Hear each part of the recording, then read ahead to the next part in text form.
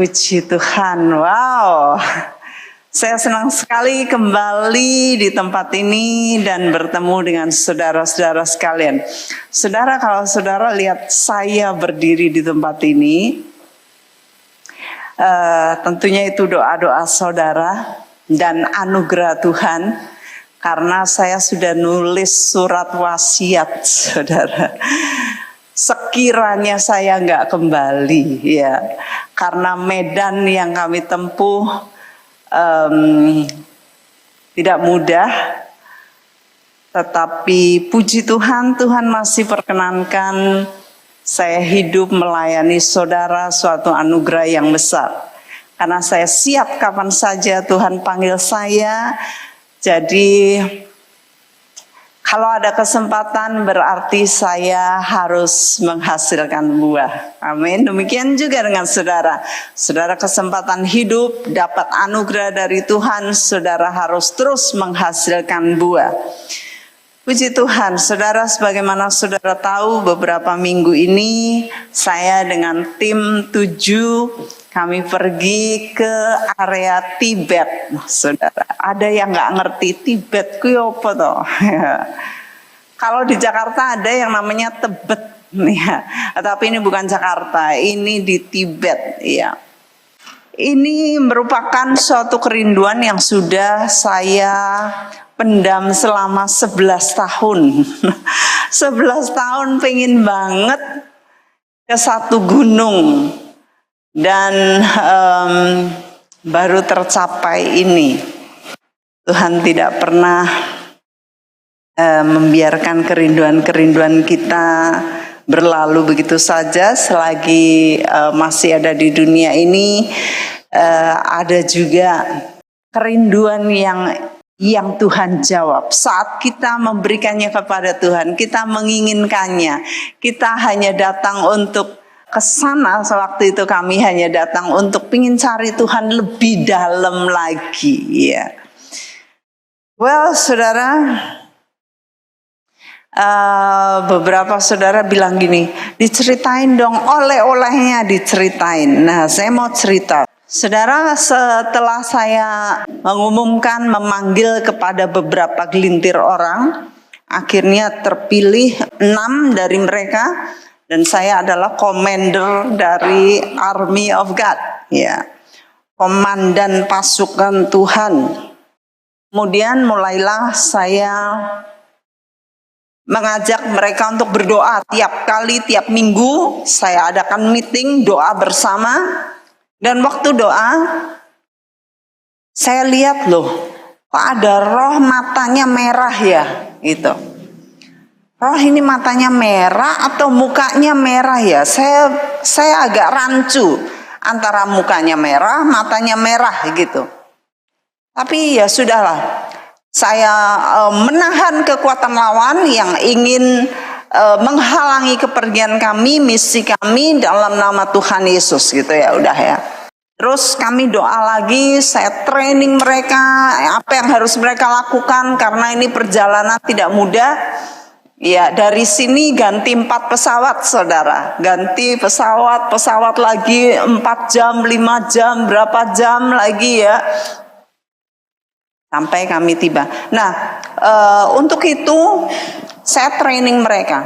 Nah, pada waktu beberapa minggu kemudian setelah saya ngomong mata merah, muka merah, ada satu yang bilang, "Bu, saya tuh sejak dulu itu di Indili ada roh yang matanya merah itu nyorot ke saya terus, Bu." Loh, kok dari dulu nggak ngomong, dari pas saya ngomong itu loh. Jadi sudah membuktikan ternyata ada di antara kami ini yang diintili dengan roh yang matanya merah. Nah, terus berapa minggu kemudian ada yang ngomong satu lagi, beda lagi.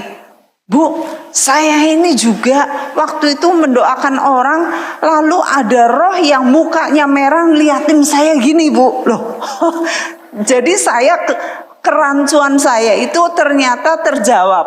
Memang ada yang matanya merah, ada yang mukanya merah. Jadi saya nggak salah lihat di alam roh ya. Oke. Kita patahkan kekuatan musuh yang ingin menghalang-halangi kita. Lalu sebelum berangkat, karena di sana gini saudara. Saudara ngerti Gunung Slamet ya, atau Gunung Lawu. Tingginya berapa? Ada yang tahu nggak? Tingginya itu kira-kira 3.200-an. 3.200 meter. Iya. Mudeng ya saudara. Tingginya 3.200 meter. Orang kalau ke Lawu, ini lagi padang-padang gini, nanti sebentar tiba-tiba kabut datang nyelimutin. Ada yang nggak siap, ada yang pakainya cuman kaos tipis, celana pendek, kedinginan, beku, mati. Itu ada yang baru aja mati. Nah, itu 3.200. Di sana kami mendarat pesawat sudah 4.000 lebih. Mudeng saudara, ya. Di sana mendarat langsung 4.000 lebih. Kalau di sini 3.000 lebih, itu oksigennya sudah tipis. Yang kita hirup itu apa saudara? Oksigen ya. Kita kan bebas kan, saudara enggak kerasa toh? Hirup ini. Di sana nggak bisa nafas saudara. Jadi 4.000 lebih, sudah 4.000 lebih, sampai sana lari dikit, seneng. Nggak boleh lari, nggak boleh lari. Nah jadi kami dipersiapkan obat. Saya kasih mereka obat 10 tablet apa ya namanya ya, 10 tablet. H-3 harus makan obatnya. Jadi 3 hari sebelum berangkat harus sudah diminum. Saya kasih peraturan, diminum. Ya langsung semua minum, di Jakarta, di Palu, di mana-mana ya minum. Terus mereka mulai rasa, duh rasanya kok ada di dunia lain ya katanya. Jadi ngawang-ngawang, rodok ngawang-ngawang gitu loh. Terus ada yang tangannya geringgingen semua, kakinya geringgingen, kebas gitu. Ya nggak apa-apa, efek ya itu untuk bertahan sebelum nanti ada di ketinggian 4.000 lebih sampai 5.000 lebih ya. Karena di sana tinggi areanya. Saudara ingat Gunung Lawu, Gunung Slamet itu 3.000 lebih, 3.600, 3.200 ya. Di sana mendarat saja di Tibet itu sudah 4.000 lebih. Jadi batuk-batuk, ngos-ngosan. Nah, terus ada yang H-1 sebelum berangkat. Bu, saya nggak minum obat ya, soalnya mata saya berair minum ini. Lalu dada saya deg-degan bu. Waduh, piye yo? Ya wes, terserah, saya bilang. Tapi semua harus minum. Akhirnya berangkatlah sampai sana. Yang nggak minum 4 hari berturut-turut kepalanya cokot-cokot, saudara, pusing. Nah, lalu sebelum berangkat saya bilang latihan jalan, latihan naik gunung, latihan pokoknya jalan. Sehari 3-4 kilometer jalan, pokoknya latihan paru-paru, latihan nafas ya. Itu sudah kira-kira 2 bulan lebih saya bengok-bengok. Sebagai komandan dari pasukan, saya memberikan perintah peraturan. Jalan-jalan, naik gunung. Kami naik gunung ya sama Pres, sama Hosana. Kami naik bukit. Kami naik gunung ya. Anak-anak ini siap bulan depan naik ke gunung mana? Siap ya? Loh, nggak siap? Siap ya? Gunung mana? Anak-anak juga mau saya ajak bulan depan naik gunung. Nah, lalu kami sudah siap-siap latihan. Kami latihan bawa beban. Saudara lihat kan videonya waktu lalu saya sama Pres itu membawa ransel, bawa beban naik gunung ya. Latihan naik gunung, latihan pakai boot, sepatu boot naik gunung ya, supaya kami terbiasa dengan keadaan gunung dan terbiasa dengan naik dan bawa beban. Lalu ada satu yang, maaf Bu, saya soalnya anak saya begini, soalnya saya nggak ada yang nemenin, soalnya kalau pagi bahaya. Loh, jadi kamu nggak pernah latihan? Maaf Bu, soalnya ini Bu. Hah? Saya marah, saudara. Gimana ini?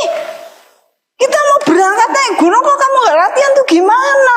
Iya, soalnya kan saya gini waktu mau pergi anak saya sepatunya rusak, jadi gak jadi ke gunung, kami akhirnya ke mall. Wah, nah, saudara ketawa semua. Saya jengkel, mau marah, tapi saya mau marah gimana? Sudah. Ya kan masih 10 hari, tidak 10 hari, tinggal 8 hari. Udah nggak usah, nanti dipeksa kamu malah loro, ya kan? Sebelum berangkat malah nanti latihan banget sakit, nggak biasa latihan. Aduh, jengkel. Iya ini, suruh jalan disuruh latihan kok nggak latihan, malah beli ini beli itu beli semua beli tapi nggak latihan. Kalau pasukan saudara mau berangkat perang, cuman beli alatnya, piye? Beli sepatunya, beli jas hujannya, beli bedilnya, beli ranselnya, beli makannya, ransumnya, tapi badannya ndak dilatih. Oh, tapi Selfie bilang, ya ndak apa-apa, mungkin masih muda, mungkin malah kuat loh, malah kita kalah, malah mungkin saya kalah. Ya, sudahlah, tapi mes gregetan gitu ya. Nah, akhirnya sampai di sana, di dalam pesawat, sudah di pesawat itu sebelah saya malam-malam diginiin, Ibu Meg, ya kenapa? Mau butuh apa? Mau butuh diambilin teh panas? Mau butuh apa? Enggak Bu, saya mau pingsan katanya. Wah, muka wes pucet. Loh, belum apa-apa kok mau pingsan, ini gimana? Wah, saya langsung dalam nama Yesus langsung tumpangin tangan. Saya doa dulu, saya basarah dulu. Aduh, dia sudah pucat mukanya, pucat kayak kapas, kayak kertas. Aduh, bibirnya pucat. Saya bilang Selfie yang di sebelah sana, Selfie, minta molukas apa minyak. Minta lagi, minta teh panas. Ayo diambilkan teh panas, teh manis gitu. Aduh, sudah dalam nama Yesus kasih minyak nyong, kasih teh, sudah kasih teh, udah masih lagi gini. Akhirnya saya bilang, ini siapa ini ya? Ini apa mata merah itu ya? Mulai ya kan, mulai antenanya saya mata merah. Gak bisa ini ganggu. Gak bisa, dalam nama Yesus saya, ayo keluar. Akhirnya keluar, saudara. Siapa lagi? Keluar. Wah, akhirnya lega, minum teh, terus bisa tidur. Setelah itu enak, dia sudah nggak kelihatan sama sekali mau pingsan. Aduh, bayangin pingsan di pesawat baru perjalanan mau ke Hong Kong. Kalau pingsan gimana? Nggak ada dokter, tapi ya saya tahu, saya langsung doa ya, kekuatan kita doa, saudara ya. Jadi itu tantangan. Awal datang, pakai sepatu loh, saudara. Pakai sepatu gini ya, ini pakai sepatu, ini. Pakai sepatu. Saking oksigennya jadi apa-apa dikit itu. Lalu buka koper. Nutup koper, tiap hari harus buka tutup koper, berangkat naik bis lagi, 4 hari baru ketemu gunungnya. Tiap kali oksigen, pakai oksigen saudara. Kalau dulu oksigen tuh papi, kalau papi jantungnya nggak ini ya, di sana diperiksa saturasi, saudara, saturasinya harusnya berapa? Berapa Bu Dewi? 992 itu paling rendah loh. Kalau sudah di bawah itu bahaya. Ya, papi waktu itu jatuh saturasinya 68, wah dilarikan, bahaya banget. Ya, Pak Dani saturasinya berapa waktu itu? 60, itu bahaya. Nah di sana itu saturasinya 70-an, 70, 80, aduh, itu normal. Hampir nggak ada yang saturasinya itu 90 naik, itu nggak ada. Jadi normal itu 70, 80, itu normal. Nafasnya ngos-ngosan, itu normal. Wah, dikit-dikit menyanyi dikit, hanya kau yang tempat jawaban, hanya kau tempatku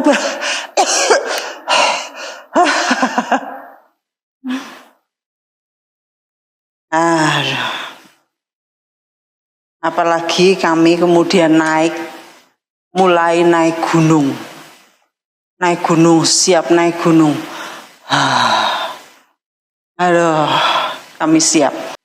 Tibet, Lhasa adalah kota tertinggi di dunia. Jadi disebut atap dunia.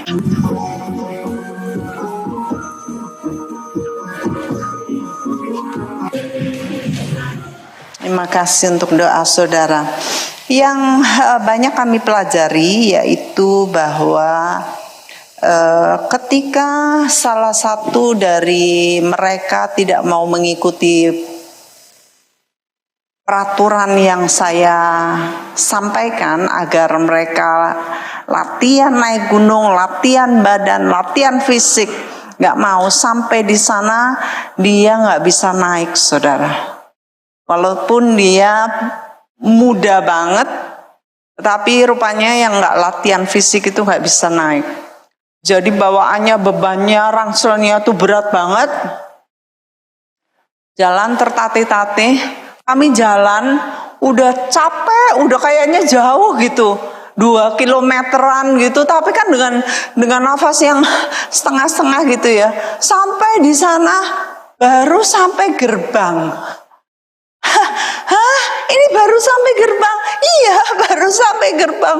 Jadi kaget. Aduh, mana bisa, katanya orang tersebut. Mana bisa saya sampai puncak sana. Sudah pegel semua. Jalan, tiap 5 langkah berhenti. Jalan lagi, 5 langkah berhenti. Kalau kami noleh, loh kok masih jauh? Ditunggu lagi, nanti jalan lagi, kami jalan lagi, noleh lagi ke belakang, loh jauh, makin jauh. Gak bisa. Sampai di tengah-tengah jalan, udah doa, makanannya dihabisin, beberapa makanan kami suruh buang aja, jangan dibawa, udah minuman udah habis, tetap nggak bisa bawa, rangselnya berat banget, nggak bisa jalan. Akhirnya ditolongin, dibawain cowok-cowok. Waktu dibawain cowok-cowok, kami pikir dia udah lenggang-nganggung kan, jalannya enak banget, nggak pakai rangsel, enak banget loh jalan. Lihat belakang, berhenti, nggak jalan, loh saya jadi bingung.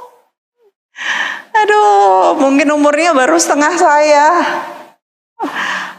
Tapi kalau nggak latihan tetap aja. Aduh, kasihan banget. Tapi karena kami tim, kami satu grup, satu regu, kami nggak bisa tinggalkan dia. Kalau di Everest, Gunung Everest, mati, lempe-lempe, nggak bisa naik, kakinya kesleo, duduk di situ nggak ada yang bisa nolongin, saudara. Tetap akan mati sendiri. Tetapi di sini, wah, gimana ini ya? Jadi saya marah lagi. Kamu makanya dibilangin suruh latihan. Banyak sekali alasannya. Iya ibu, maaf ibu. Dan setelah itu dia nangis. Dia bilang, saya nyesel. Banyak sekali alasan saya nyesel. Karena sampai kekekalan, sampai di sorga, itu tercatat.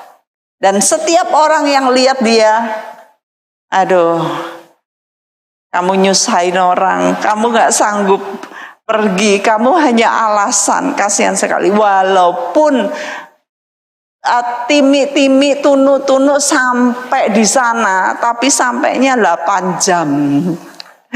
Guide kami 5 jam, sudah nunggu di sana 3 jam, belum datang. Lihat, sampai di sana itu warung, hanya satu-satunya warung itu. Habis makanannya, tinggal untuk kami terakhir habis. Tuhan baik banget, nggak bisa milih apa-apa, makanannya ya itu tok, habis lagi. Padahal waktu kami pulang masih banyak orang naik. Aduh, mas mulai, batin saya mulai, makanannya udah habis, kamu sampai sana gimana? Ya, kemurahan Tuhan, akhirnya kami boleh balik kembali dalam keadaan selamat. Tetapi yang satu itu nyesel seumur hidup. Karena kayaknya ini cuma 1 kali seumur hidup. Kayaknya saya gak mau balik, saudara. Karena medannya berat. Yang gak kelihatan di situ adalah WC-nya. Saya maaf nih, saya nggak ngomong tentang Cina, Tibet, tentang apa ya, tetapi WC-nya, aduh, apa namanya, di sini apa, WC umum di sini kan nggak bau, di sana WC umum jarak 1 kilometer itu baunya luar biasa, dan itu kotoran sudah bertumpuk-tumpuk, ditumpuk-tumpuk, nggak disiram air, kencingnya juga nggak disentor, lalat di mana-mana, ada yang gini dilelet-lelet ke, di tenan no, selfie yang lihat dilelet-lelet ke di. Wah, jadi ada tempat yang lumayan, tapi kami harus gimana? Mundur, jadi nggak mau lihat, nggak mau lihat bolongannya. Terus ada yang satu, jadi biasanya kan WC umum kan kamarnya satu-satu gitu toh, ya satu-satu. Terus biasanya kan disentor atau diguyur satu-satu. Itu enggak, kamarnya gini, ya biliknya. Terus satunya itu bolongannya itu jadi satu semua. Jadi kalau ada sentoran dari sana lewatin kelihatan. Kelire apa kelihatan. Dan ampun ya, aduh. Jadi makanya kami kalau ke sana itu kami nggak mau cari WC umum, kami cari itu benteng Herodes ya. Benteng Herodes di sana penting telecet, banyak, ada yang garing, ada yang setengah garing, ada yang masih ada yang bilang bek.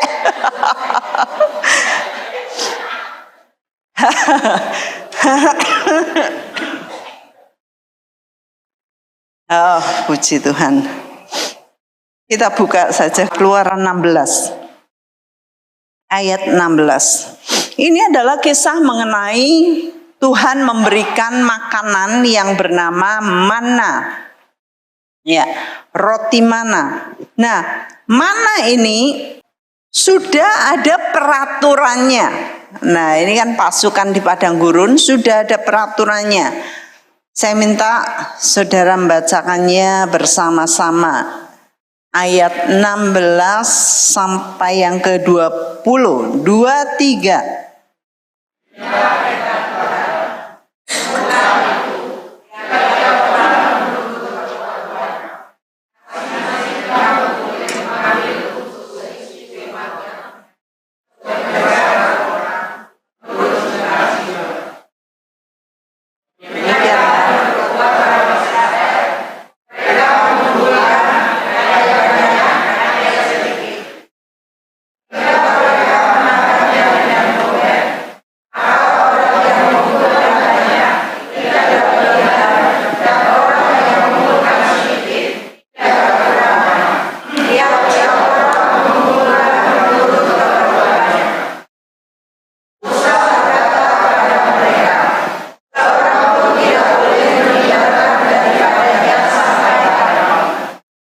Tetapi ada yang tidak mendengarkan Musa dan meninggalkan daripadanya sampai pagi. Lalu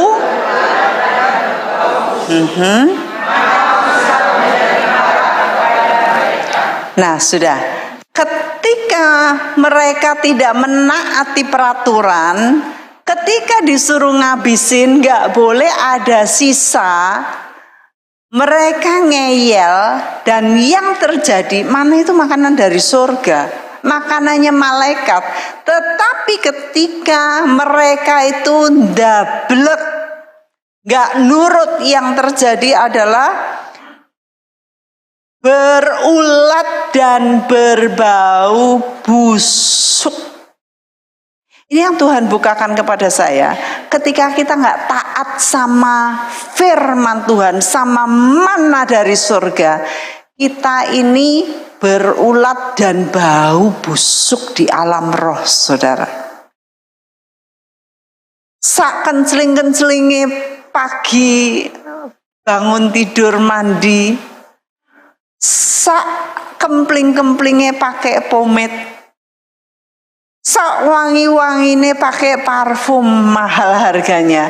Tetapi ketika kita tidak taat kepada peraturan Tuhan, peraturan firman Tuhan, maka di alam roh kita ini berulat dan bau busuk. Nah, hal ini menjadi pembelajaran buat saya bahwa ketika kita jalan bareng-bareng nih, saudara, ini kita ini lagi jalan bareng-bareng. Ya, saudara adalah a bride community. Saudara ini pengantinnya Tuhan. Dipersiapkan pakai pakaian putih. Jangan sampai berulat dan bau busuk. Jangan sampai ada yang bandel. Saudara ingat firman Tuhan yang saya sampaikan 2-3 minggu lalu ya, mengenai sons of disobedience, artinya anak-anak yang, kalau bahasa Indonesianya anak-anak durhaka, tetapi bahasa aslinya adalah anak-anak yang tidak taat. Ya, saudara ingat, saya ngasih pagar buat anak-anak saya supaya mereka nggak ngelompat. Saya kasih pagar keliling, sudah saya kasih kawat, masih kurang lagi saya bikinkan pakai bambu. Ya, pintu ditutup, lalu ada ditutupin lagi pakai apa itu, mungkin akrilik atau apa, mika atau apa, supaya nggak keluar. Karena anak-anak kecil tidak tahu bahwa nanti keluar kamu bakal mati. Kamu lompat itu bakal itu jurang buat kamu. Beberapa meter ke bawah, kalau kamu ngejar kucing pasti mati. Keluar bisa kelindes mobil. Nah, Tuhan itu memberikan kepada kita ini batasan, yaitu firman Tuhan, batasan. Tetapi beberapa kita ngeyel, ndablek, gak taat. Anak-anak yang tidak taat, sons of disobedience, gak taat. Kalau gak taat gimana di surga? Berulat dan bau busuk. Kita ini jijiin, ya, jijiin, bau busuk di hadapan Tuhan. Itu yang terjadi. Bahaya sekali ketika satu grup tidak mendengarkan dengan detail. Saya tuh sampai motret koper saya, caranya ngatur baju, caranya lalu bawa apa aja, semua rinci. Saya tanyain, siap belum? Siap, sudah semua siap. Kayak apa? Siap, ya siap gitu. Masih ada yang kebobolan. Bawa power bank 3. Nanti kalau di imigrasi ditangkap, ditanyain, bikin lama. Ada yang bawa macem-macem lah. Sons of disobedience. Kalau nggak taat, yaitu upahnya. Yang kecegat lah, yang inilah, yang itulah. Luar biasa, pada waktu kami sudah di sana, barulah salah satu dari tim kami mendapatkan foto bahwa kami kan pergi itu di pegunungan Himalaya.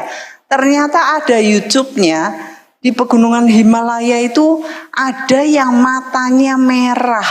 Coba ditayangkan. Alright, ini dia. Ya, jadi ada penjaganya, mata merah. Baru saya, wow, ternyata apa yang Tuhan tunjukkan kepada saya di dalam doa 2 bulan sebelumnya, ada buktinya. Dan kami doa terus di sana. Kalau nggak hati-hati, kalau luput, kalau nggak ngikutin peraturan, bisa kena cekal. Lalu yang muka merah. Nah, jadi mukanya merah, badannya ternyata merah ya. Itu ada dewa di sana, dewa-dewa di sana, muka merah. Lalu yang sebelumnya yang di tengah itu, ternyata di pegunungan itu teman saya bilang, coba kamu nanti di sana tahu nggak ada yang namanya Yeti gitu ya, bukan nama tetapi sebutannya Yeti. Itu apakah benar? Nah ini adalah sadhu di sana, orang-orang kudus. Ini sadhu ini tiba-tiba muncul gitu aja dari salju, kehidupannya ada di dalam salju, dia semedi dan sebagainya. Lalu ada kisah yang saya pernah ceritakan pada waktu doa 10 hari pencurahan roh, bahwa di sana itu ada sadhu Kristen, Maharishi sebutannya ya.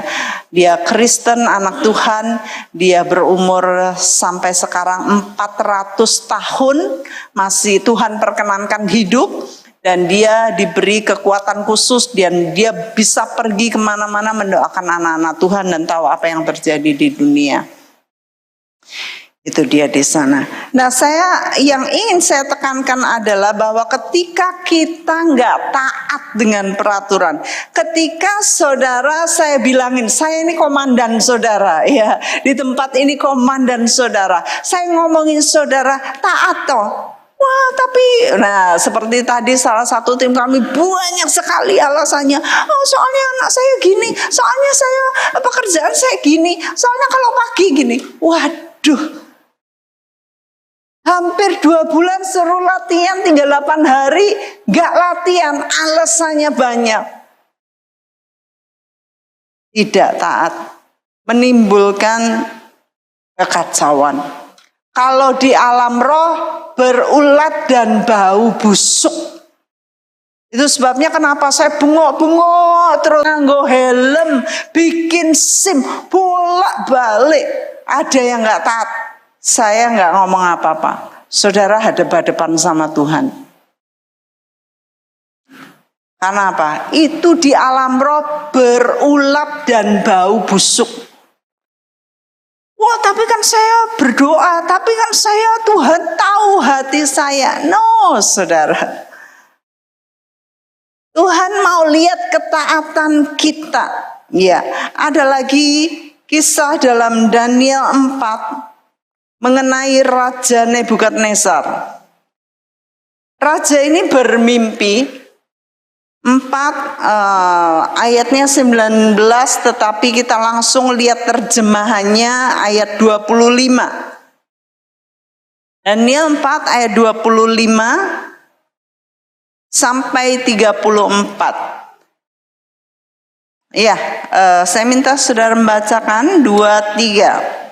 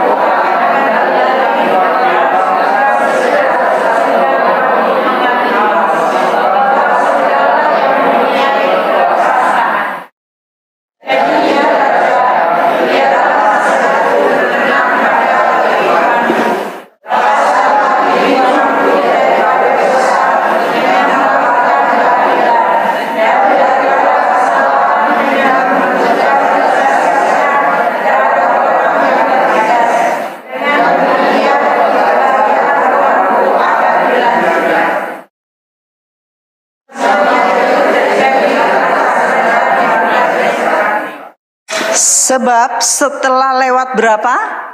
12 bulan, berarti 1 tahun ketika ia sedang berjalan-jalan di atas istana raja di Babel, berkatalah raja, bukankah itu Babel yang besar itu yang dengan kekuatan kuasaku dan untuk kemuliaan kebesaranku telah kubangun menjadi kota kerajaan. Raja belum habis bicara ketika suatu suara terdengar dari langit, kepadamu dinyatakan ya Raja Nebukadnezar, bahwa kerajaan telah beralih daripadamu, engkau akan dihalau dari antara manusia dan dari tempat tinggalmu akan ada di antara binatang-binatang di padang.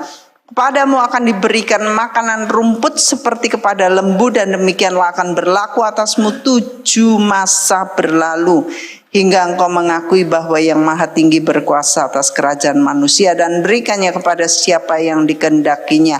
Pada saat itu juga terlaksanalah perkataan itu atas Nebukadnezar, dan ia dihalau dari antara manusia dan makan rumput seperti lembu, tubuhnya dibasahi oleh embun langit sampai rambutnya menjadi panjang seperti bulu burung Raja Wali dan kukunya seperti kuku burung. Saudara, ini tuh dia dapat mimpi. Raja dapat mimpi. Lalu yang hanya bisa nerjemahin itu Daniel. Daniel bilang, aduh raja, kiranya ini gak terjadi kepada raja, kiranya ini terjadi kepada musuh raja saja. Tapi raja, dengarlah nasihatku. Kalau raja mau mendengar nasihatku, maka hal ini gak terjadi. Tapi apa? Dia gak mau dengar nasihat. Ya, orang sombong gak mau dengar nasihat. Dibilangin nyepelek ke, dibilangin nyemplak. Akhirnya 12 bulan, Tuhan tuh kadang ngasih kita waktu, tenggang waktu. Ya, kamu mau taat gak? Mau taat gak? Mau dengar firman gak? Mau diomongin gak? Ya, saya harap saudara di sini adalah orang-orang yang taat. Amin. Bukan sons of disobedience, tetapi sons of obedience. Anak-anak yang taat, yang diomongin yo gendang ngerjake, daripada alasannya banyak. Lah soalnya aku gini, lah soalnya aku gitu. Nanti gen Tuhan anu dewe, nanti ini. Kalau Tuhan ndak ini, aku gimana? Banyak alasan. Ya, seperti tim kami tadi, alasan, semua alasan bisa diterima. Tetapi rasa nol dewe, rasain sendiri nanti di medan itu gimana kalau hadap-hadapan langsung dengan medan yang tidak mudah. Saya harap saudara-saudara mendengarkan dengan baik firman Tuhan. Nebukadnezar, dia tidak peduli dengan firman dan akhirnya hidupnya dihalau dari antara manusia, hidup dengan binatang-binatang, dan dia kukunya jadi panjang, rambutnya jadi gembel, dan dia tidak pakai baju, dia merangkak seperti binatang, kepalanya diganti, pikirannya diganti pikiran binatang, nggak bisa mikir seperti manusia. Kalau ini sampai terjadi, ngeri saudara. Ya, itu sebabnya saya rindu di sini sama-sama saudara memperhatikan baik-baik firman Tuhan. Ya.